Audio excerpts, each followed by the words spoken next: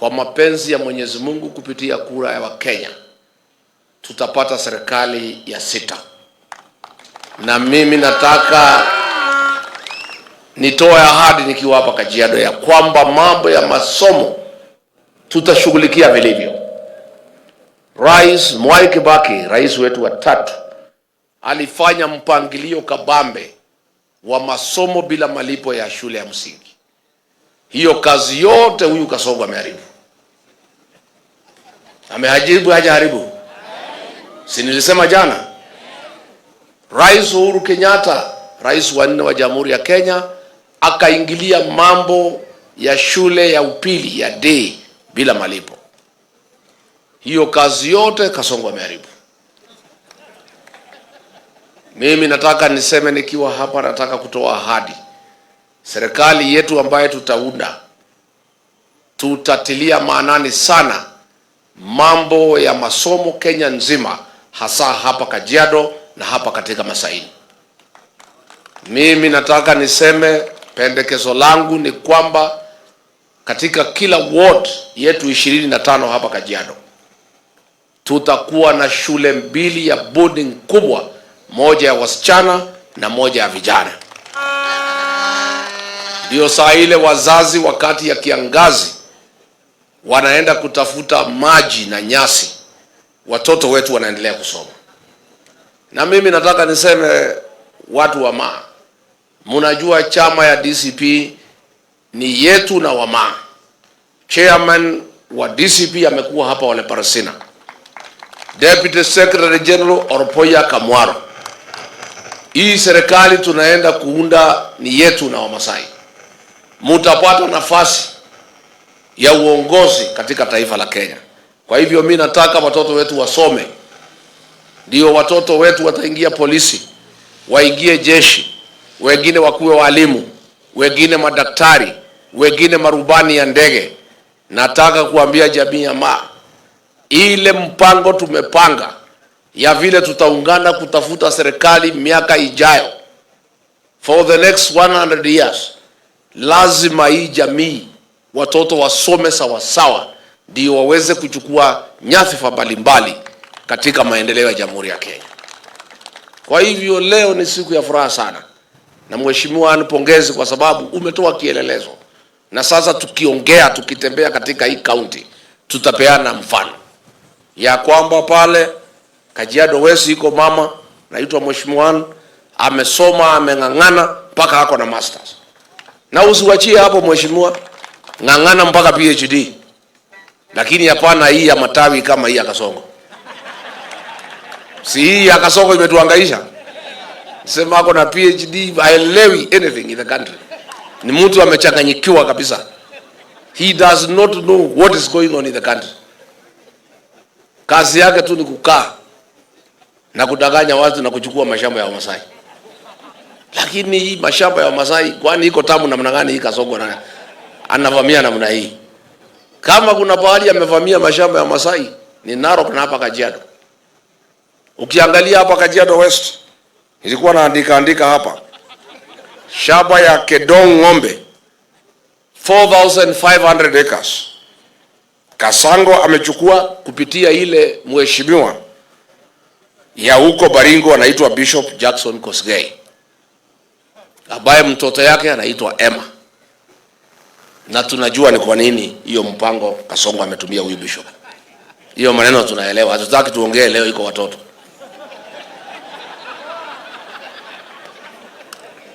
Ndio huyu bishop kwa niaba ya Kasongo amenyakua hiyo mashamba, na mwenye kupanga pia ni mtu ya Kasongo anaitwa Farida Karonoi, pia ni mtu ya Kasongo.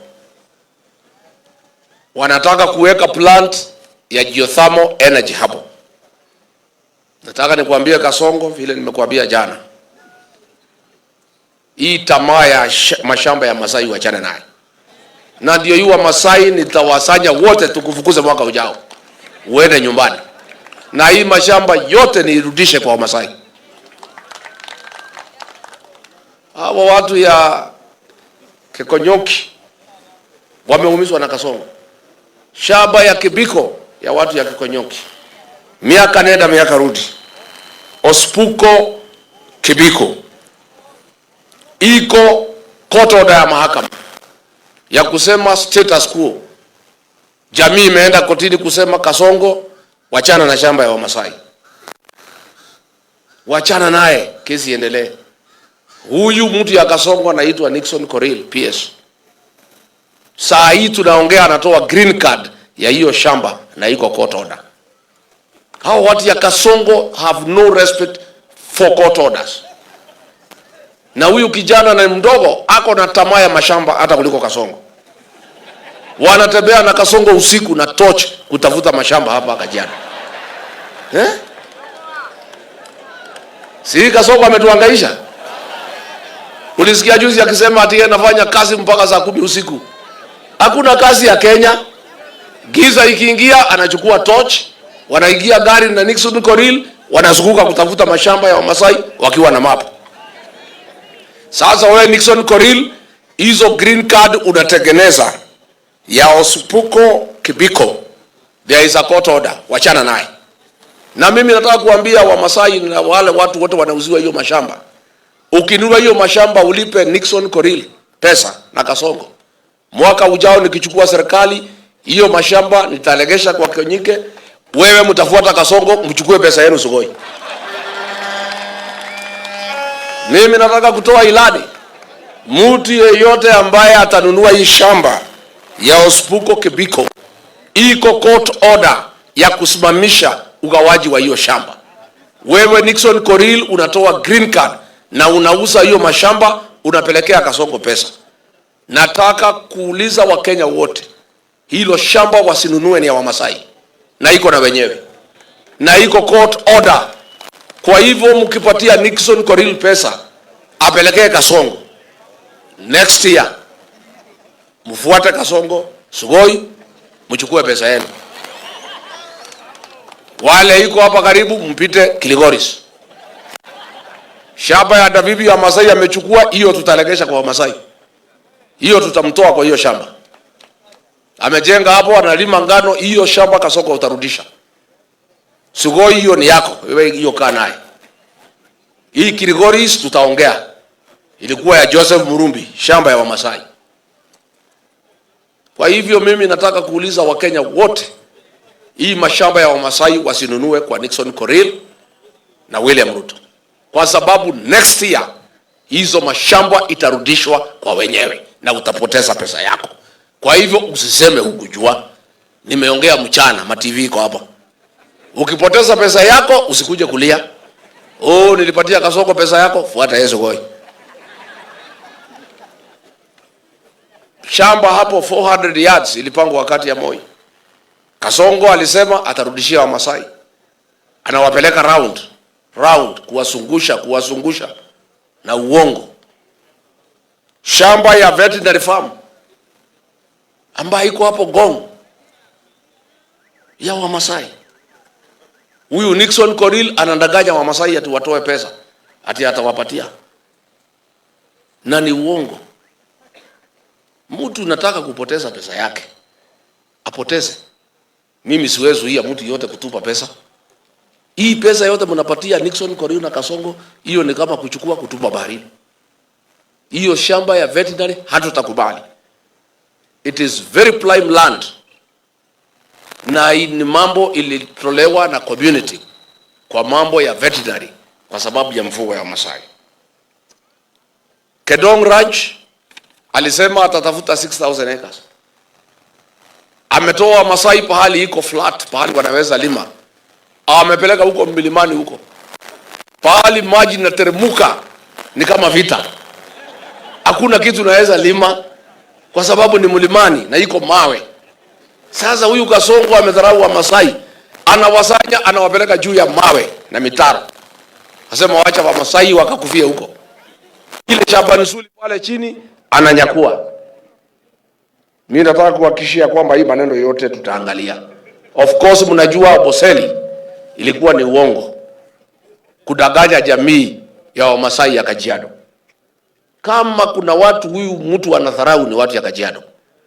Hii Kajiado tangu uhuru hakuna siku mmekosa bendera, Jomo Kenyatta hayati alipea Oloitiptip kuwa waziri hapa Kajiado. Rais Moi akapatia George Saitoti. Mwai Kibaki akapatia Parpai. Baadaye akapatia Saitoti aendelee. Uhuru Kenyatta akapatia Ole Lenku. Baadaye akapatia Keriako Tobiko. Hakuna siku tangu uhuru Kajiado imekosa waziri ako na bendera. Huyu Kasongo kwa sababu ya madharau amesema watu ya Kajiado hawaitahiri, hakuna haja ya kupewa waziri. Mimi nataka nitoe hakikisho, mwaka ujao mkinipatia nafasi ya kuongoza Kenya, nitateua waziri kamili katika Kajiado aakilishe nyinyi katika baraza la mawaziri. Hiyo Amboseli ilikuwa uongo. Na huyu Seki ni rafiki yangu, alienda ati hiyo sherehe ati ya kupokea Amboseli. Nikamuuliza Seki, wewe nilikuwa naona wewe ni mtu umechanuka. Hii Kasongo na unamjua na uongo yake. Wewe umewacha kazi ya kusaidia wananchi unaenda kusikiza uongo huko Amboseli. Alikuwa amevaa mzuri na kubeba mpaka rungu. Wakaenda huko wakakula nyama wakaimba. Kasongo akaamuka, kutoka leo Amboseli ni yenu. Kuanzia tarehe 1 mwezi ya 7 mchukue Amboseli. Huyu Seki alikuwa anapiga makofi. Alikuwa anacheka mpaka hii jino ya mwisho inaonekana. Mimi nikapigia Seki nikamuuliza Seki, wewe ndio unaona unacheka pale? Na Ole Lenku walikuwa wanatingisha kichwa. Kabisa wanatingisha kichwa. Lakini Ngogoyo anajua Kasongo.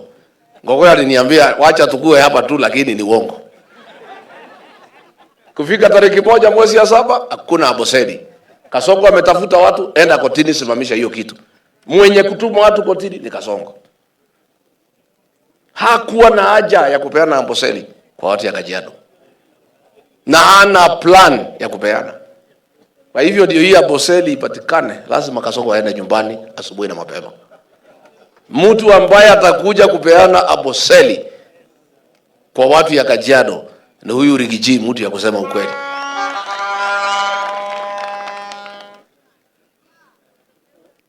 Sasa watu wanazunguka hapa, hata rafiki yangu huyu kijana anaitwa Sunkuya. Kijana rafiki yangu sana. Na mimi nataka kutuma nyinyi kwa Sunkuya. Muulize, siku ulikuwa unalia kama panya, umesukumwa na huyu Konana, ukalia kwa Rigiji na Mama Dorcas. Rigiji akakuja Kiserian, akaongea Kikuyu 20 minutes. Kura ya Wakikuyu wote ukapewa, ukashida huyo Konana, ukakuwa mbunge. Ulipofika pale, kukipatikana nafasi ya jeshi unakimbia, kama unipati unakimbia kwa Reverend Dorcas. Walimu, kila kitu, chakula wakati ya kiangazi, sisi tulikuangalia kama mtoto yako. Siku Kasongo ameamua kunifukuza, kuniweka kwa msalaba, nikaita Sunkuya. Nikamwambia Sunkuya, kijana wangu, mimi nilikuokoa ukichaguliwa. Niliongea na Wakikuyu, wakakupigia kura, wakanyima Konana. Kama huyu Kasongo ameamua kunimaliza, kuniweka kwa msalaba, tafadhali usipigilie mimi msumali. Wewe jifiche, ujifanye wewe ni mgonjwa. Nikamuuliza, wewe Sunkuya, vile nilikusaidia kabisa, ulikuwa umesukumwa na Konana kwa kona, ulimshida na kula 100 peke yake. Mimi ndio nilikuja Kiserian, nikaongelesha Wakikuyu kabisa, wakakupatia kula 7,000. Wewe, huyu mtu anataka kunifukuza, jamii yangu ibaki bila kiongozi. Wewe kabisa Sunkuya, nikiwekwa kwa msalaba na Ruto, utachukua msumali upigilie? Akasema wacha nifikirie. Nikatuma huyu Reverend, nikamwambia bebeleza huyu Sunkuya. Si alikuwa anakuja hapo namuombea, ongea naye kama mama. Mama akampembeleza. Kufika pale akaenda akanifukuza. Na huyu msichana ya Samburu, Besuda, msichana mdogo, alisema mimi siwezi uwa ndugu yangu ambaye hajanikosea. Yeye akasima simu akatoroka. Sasa mimi natuma nyinyi kwa Sunkuya, mkimuona muulize, mbona ulikubali kuua ile mtu alikusaidia ukakuwa kiongozi? Mbona ulimsaliti Mama Dorcas ambaye alikuwa analetea watu yako chakula, ambaye alikuwa nafasi ya walimu ikipatikana anakuitia? Nataka muulize Sunkuya, na muulize yeye. Sasa Rigiji akija Kiserian aseme Konana achaguliwe, utalalamika?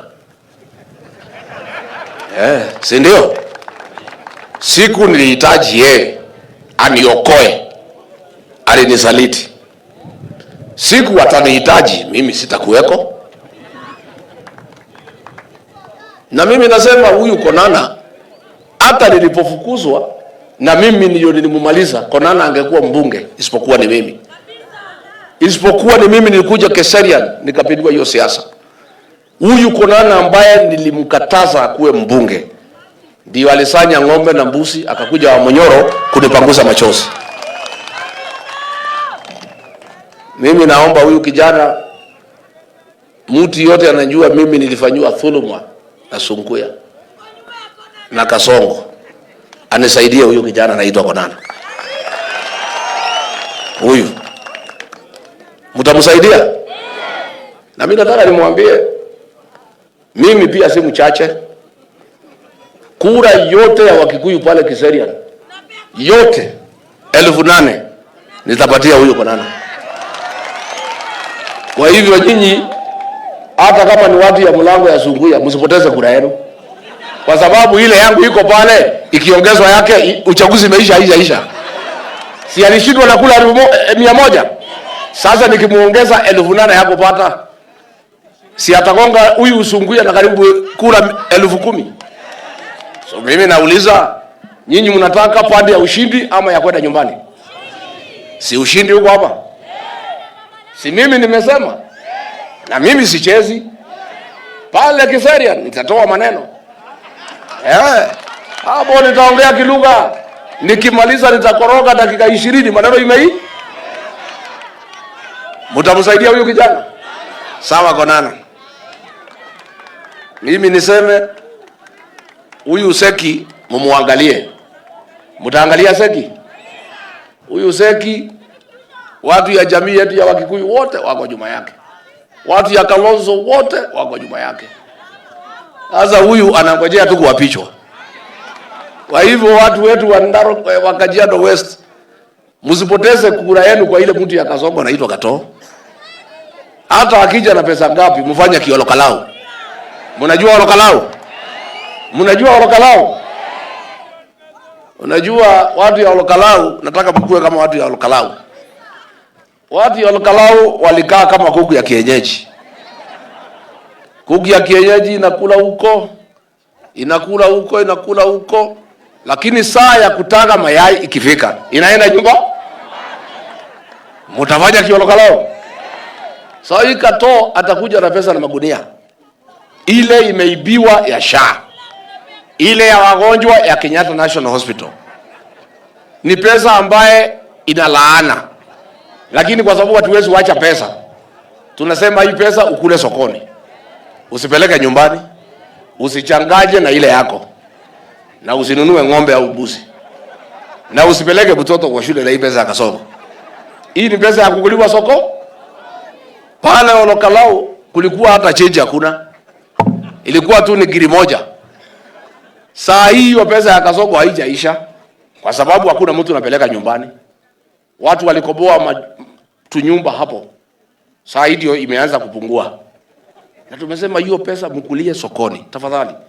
Usipeleke nyumbani, itamaliza jamii yako, itamaliza mifugo yako, kwa sababu ni pesa ya wagonjwa, ni pesa iko na laana. Si ndio? Tumekubaliana? Mtasaidia Seki? Mtamsaidia? Mimi mtanisaidia? Mtanisaidia? Najua huyu Kasongo nimemsukuma analia kama panya imeshikwa na mtego. Nini nimemuhangaisha? Hangaishwe sihangaishwe? Asukumwe asisukumwe? Si mtu ya uongo? Sasa hapa alisema, tulikuwa na yeye hapa Kajiado, tukasign kitu naitwa economic charter na watu ya Kajiado. Akasema ndani ya miaka 5 ataunganisha stima kwa kila boma. Hapa iko stima? Iko stima? Ni muongo si muongo? Akasema kila boma ataweka maji. Iko maji hapa? Akasema ataweka barabara. Iko barabara? Ni muongo si muongo? Sasa nyinyi watu ya Kajiado West, Sunkuya atapatia nyinyi sababu gani ya kurudisha Kasongo aendelee? Sasa Sunkuya akija hapa ataambia hii watu nini? Ni nini Kasongo amefanya hapa? Iko kitu amefanya? Si ni uongo tu na kuchukua mashamba. So wewe Sunkuya, kwa sababu wewe ni rafiki yangu, hakuna haja ukosana na hii watu ya nyumbani. Usikuje kuambia hii watu mambo ya Kasongo. Wewe kuja ongea mambo yako. Ndio ukishindwa ukae nyumbani na ama bila aibu. Hakuna haja ukuje kudanganya hii watu atuwarudishe Kasongo na hakuna kazi amefanya. Mimi nimetembea hapa, hakuna kitu nimeona. Iko kikiki ya stima hapa? Ama ni mimi sioni vizuri kama ile Oburu Odinga? Iko kikiki ya stima hapa? Iko maji? Iko barabara? Kasongo ni bure si bure? Aende asiende? Ni muongo si muongo?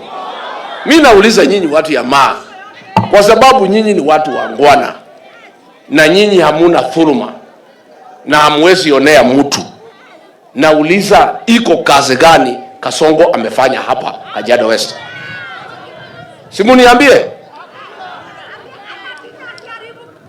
Ni kazi gani amefanya hapa? Sasa jana nimetoa taarifa ya miaka 4 ya Kasongo.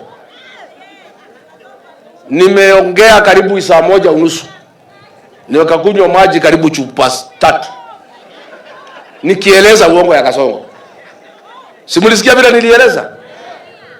Amedanganya watu, ameua Gen Z, amesema vijana wapigwe risasi mguu, ameiba mashamba ya Wamasai, ameharibu masomo ya Kibaki, ameharibu linda mama ya Uhuru Kenyatta. Hakuna kazi yote amefanya for 4 years. Sasa nini mkipima? Kama hakuna kazi Kasongo amefanya mwaka 4, hii mwaka moja amefanya, mnaamini kuna kitu anaweza fanya? Sasa watu yake nilipoongea wakaanza kuhara. Wakasanywa haraka kwenda Jibu Rigichi. Wabunge wakaitwa pale bunge. Wananitukana tu, lakini ile maneno nimesema hawana la kusema. Kwa sababu hakuna kitu imefanywa. DCI anajibu, anakwama. Haongei mambo ya Wetima, ilikuwaje? Haongei mambo ya Rachel Wadeto, haongei. Anaongea mambo 2-3. Huyu kijana anavaa saa ya milioni 1. Analia mambo ya Johana Ngeno. Mambo ingine haongei. Mimi nauliza watu ya Kasongo, simunijibu ile maneno nilisema. Nilitoa point 49. Hamuja jibu hata moja. Jibu yenu ni kutukana Rigiji. Kwani mnafikiri mkinitukana hiyo ni jawabu? Lakini nimefurahi, unajua mimi sasa Mungu amenisaidia natetea wa Kenya. Na mimi nikipatiwa maneno naitumia kusaidia wa Kenya. Pale Mount Elgon walikuwa wameua mtu hapo, anataka kiti ya ubunge. Huyu Murkomen na Amin walikuwa wanafanya cover up. Ile mtu ameua huyo mtu kuliko akamatwe, analindwa na askari. Nikatangaza. Pressure ikakuwa mingi. So jana usiku wameenda kwa mjumbe wa Mount Elgon anaitwa Kapondi. Wamepata bunduki 18 na risasi zaidi ya 3,000 na vijana 8. Na ni ya serikali, ni ya GK. Sina nataka kuuliza Murkomen, bunduki ya serikali na risasi ya serikali ulikuwa umempatia Fred Kapondi kama nani? Bona bunduki ya serikali na risasi ya serikali Murkomen unapatia mjumbe wa Mount Elgon, inatumika kuua Wakenya. Tunasikia uchungu sana tukijua hizi bunduki imenunuliwa na pesa ya umma ya kulinda Wakenya. Imekuwaje ile bunduki imenunuliwa na pesa ya umma inatumika kuua Wakenya? Ni aibu, si aibu? Kwa hivyo tunataka kusema, Bwana DCI, hapana ficha huyu Kapondi vile umeficha wale maofisa ya Kikuyu Uganda. Usipangie hii Kapondi kutoroka Uganda. Na tunashindwa hii watu wanatoroka kwa boda, iko polisi walipitia wapi? Huyu mjumbe akamatwe, ajibu mashtaka. Na wewe Murkomen ueleze ni kwa nini ulipatia mjumbe wa Mount Elgon silaha ya serikali, risasi ya serikali ambayo inatumika kuua watu ambaye hawana hatia. Hii ni mambo ambayo tutaendelea kuzungumza kila wakati. Kwa hivyo watu ya Kajiado, mimi sitaki nipitishe hapo. Mimi nimeshukuru sana. Na mimi nitakuja tuongee na tupangane. Ile tu mimi nauliza, msipeane kura yenu kwa mtu ambaye hakuna kazi amefanya. Na mtu ya uongo. Na hajafanya kazi amefanya ni kuiba mashamba yenu. Itakuwa ni makosa kubwa sana. Mtu alichaguliwa amfanyie kazi, hakuna kazi yoyote amefanya. Instead amechukua mashamba yenu. Alafu Sunkuyi anamwambia ati muende mchague yeye tena ati 2 term. Mtaangalia hiyo maneno? Mtaangalia hii kijana Konana? Mtamwangalia? Chama yenu ni gani? Hii ya green.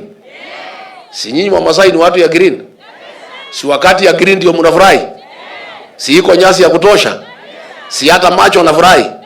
Si mnaumia wakati ya kiangazi? Kiangazi ikiisha mnaona rangi gani? Mnaona gari gani? Si ni green? Na sisi tukiunda hii chama tuliuliza wa Masai, hii chama ni yenu, mnataka rangi gani? Wa Masai wakatuambia sisi siku tunafurahi na kujivunia na ng'ombe zetu zinanona na mbuzi na maziwa inapatikana, akina mama wanafurahi, ni siku dunia iko green. Ndio wakachagua kala ya green. Kwa hivyo tuketi hapo, kwa sababu green ni maendeleo, green ni manufaa, green ni baraka. Na mimi naomba tuketi hapo. Hii ya yellow ni ile ya kukauka, si ndio? Si matawi ikifika yellow zinaendelea kukauka. Lakini hata mimi nauliza wa Masai, nyinyi mlikuwa mnajua hata kuliko mimi.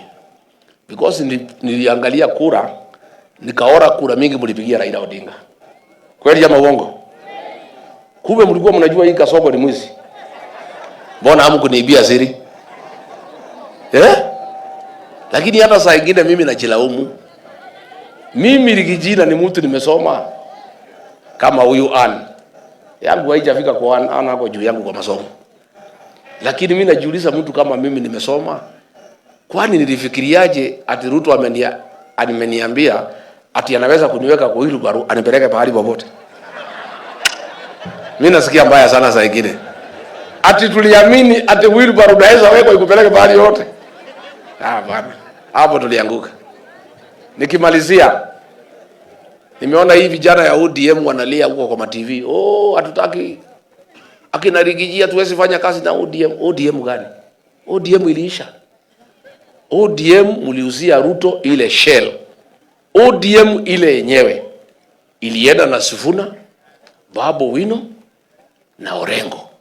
Na ile ODM ya Masaini Rigijia ameenda naye. Si nimeenda naye? Ma-MCA yote ya ODM wamekuja. Wanachama wa ODM Narok, Kajiado wako DCP. Sasa usiposema ati sisi hatuwezi fanya na ODM. ODM imeisha. Kasongo alimaliza kitambo. Na huyu Junet ndio waliuzia Kasongo ODM. Siku Raila amekufa India. Kuliko Junet na Wanga na Oburu waingie ndege waende walete mwili, walibaki. Kama mwili haijafika, wamepindua ODM, wamepatia Oburu. Katika mila na desturi ya Wajaluo wa Afrika, huwezi gawa mtu kama hajazikwa. Kweli ama uongo?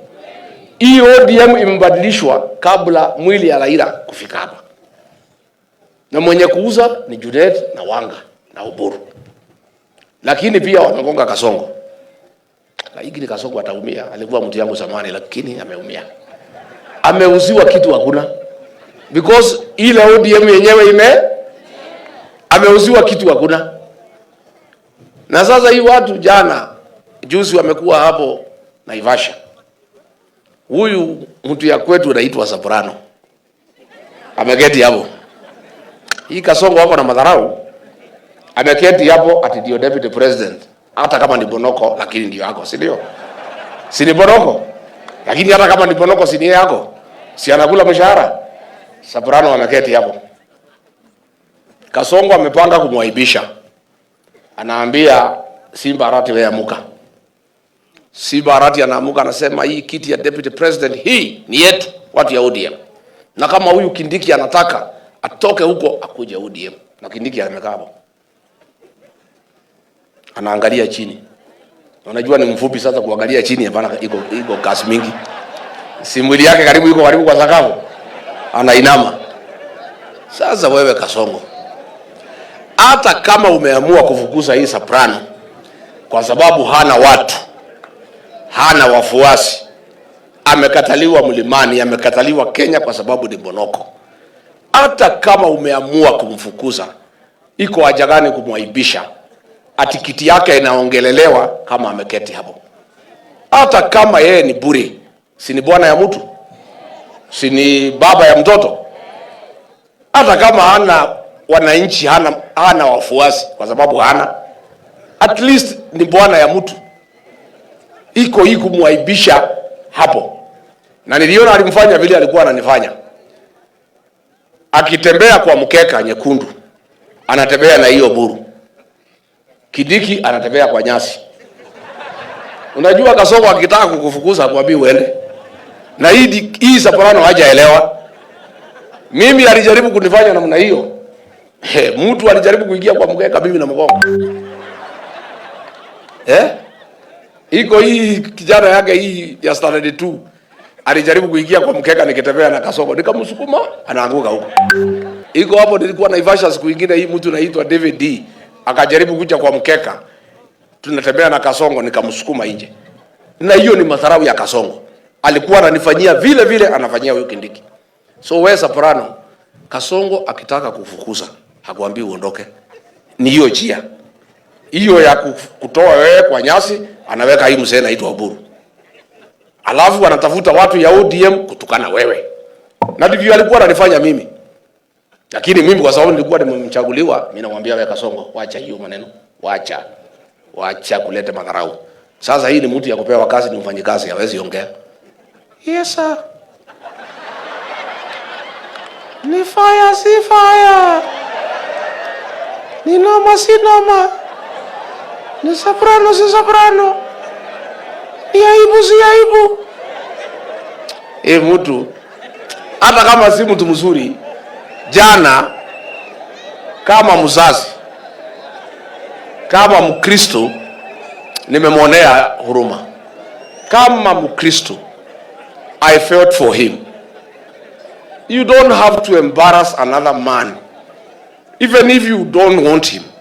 Even if you are through with him. Why do you embarrass him in front of other men?